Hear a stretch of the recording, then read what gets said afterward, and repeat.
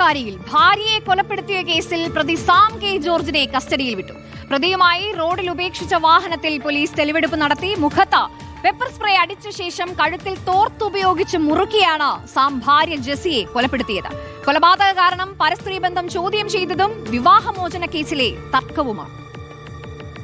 26-ാം തീയതി വൈകുന്നേരം 6 മണിയോടെയാണ് സംഭവം. അമ്മയെ ഫോണിൽ വിളിച്ച് കിട്ടുന്നില്ല എന്ന വിദേശത്തുള്ള മക്കളുടെ പരാതിയിൽ നടത്തിയ അന്വേഷണമാണ് ഞെട്ടിപ്പിക്കുന്ന കൊലപാതക വിവരം പുറത്തുകൊണ്ടുവന്നത്. 15 വർഷമായി സാമും ഭാര്യ ജെസ്സിയും ഒരു വീട്ടിൽ മുകളിലും താഴെയുമായാണ് കഴിയുന്നത്. വർഷങ്ങളായി ഇരുവരും തമ്മിൽ സാമിന്റെ മറ്റ് സ്ത്രീകളുമായുള്ള ബന്ധത്തെ ചൊല്ലി വാക്കുതർക്കങ്ങൾ ഉണ്ടാകാറുണ്ട്. കൊലപാതക ദിവസം സാം മുൻകൂട്ടി തീരുമാനിച്ചതുപോലെ വീട്ടിലേക്കെത്തി. താഴത്തെ നിലയിലുള്ള ജെസ്സിയുമായി വാക്കുതർക്കത്തിലേർപ്പെട്ടു. പിന്നാലെ കയ്യിൽ കരുതിയിരുന്ന പെപ്പർ സ്പ്രേ മുഖത്തടിച്ചു. തോർത്തുകൊണ്ട് കഴുത്തുമുറുക്കി കൊലപ്പെടുത്തി. 2015 DV ആക്ട് പ്രകാരം കേസ് ഫയൽ ചെയ്ത് ഈ ലേഡി വീടിന്റെ ഗ്രൗണ്ട് ഫ്ലോറിൽ താമസിച്ചു വരുന്നത്.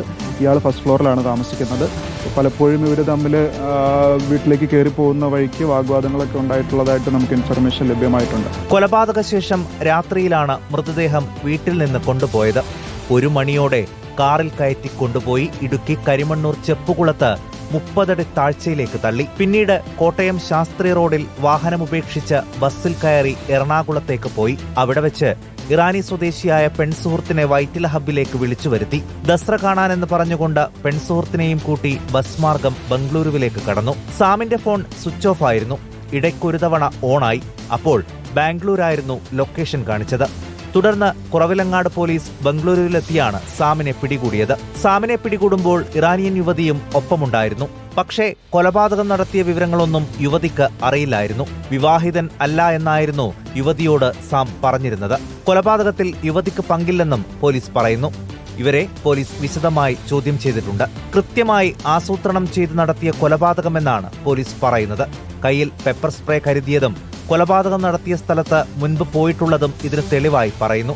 5 ദിവസത്തേക്കാണ് സാമിനെ പോലീസ് കസ്റ്റഡിയിൽ വാങ്ങിയിട്ടുള്ളത്. കസ്റ്റഡിയിൽ വാങ്ങിയതിന് പിന്നാലെ ശാസ്ത്രി റോഡിൽ ഉപേക്ഷിച്ച കാറിൽ തെളിവെടുപ്പ് നടത്തി. കൊലപാതകത്തിൽ മറ്റാർക്കെങ്കിലും പങ്കുണ്ടോ, ആരുടെയെങ്കിലും സഹായം ലഭിച്ചിട്ടുണ്ടോ എന്ന് വ്യക്തത വരുത്താൻ സാമിനെ വിശദമായി വീണ്ടും ചോദ്യം ചെയ്യും. ക്രൂര കൊലപാതകം ചെയ്തതിന്റെ യാതൊരു കുറ്റബോധവും സാമിന്റെ മുഖത്തുണ്ടായിരുന്നില്ല.